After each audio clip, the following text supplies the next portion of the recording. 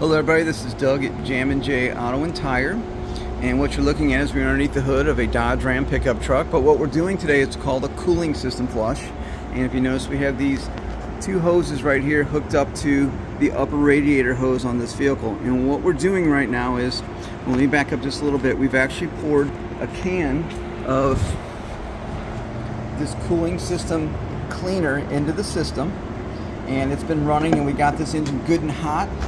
Thermostat is open, and what this cooling system cleaner does is it breaks down any sludge in the system, calcium deposit, things like that, and it gets it moving in the system. And then what we're doing here is we're actually taking this machine, and there's one hose that's pumping the fluid in, the new antifreeze in, and the old one's pumping it out. And what it does, it comes down to two jugs right here, and you can see right here, this is the new antifreeze coolant. It's going down, and this is the old one, and it's going up. So what we're doing is we're literally flushing the cooling system. Now this is much more important, because what we do is not only do we put this cleaner in here, but when the system is done, we put this super cool in here, which helps the antifreeze last longer. The reason why it's important that we use a machine like this to do this type of thing is because we're pressurizing the cooling system. We're getting all air pockets out, and we're getting all of the coolant out, not just, you know, like a drain and fill like other places would do. So this is a great procedure to do it, and I want to go over real quick why we do these.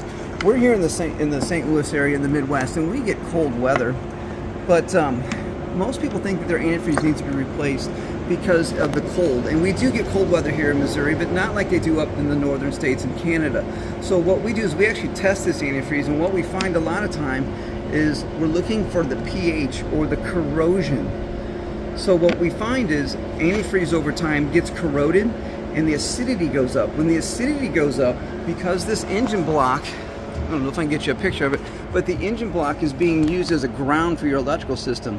When your antifreeze becomes acidic, well, then we now have our antifreeze inside the engine is conducting electricity, and that makes it start to have what's called electrolysis, where we start to eat the engine parts internally. So it's very good to get that acidic antifreeze out of here, and we're using on this vehicle the standard gold grade antifreeze to put back in these vehicles. So that's a cooling system flush.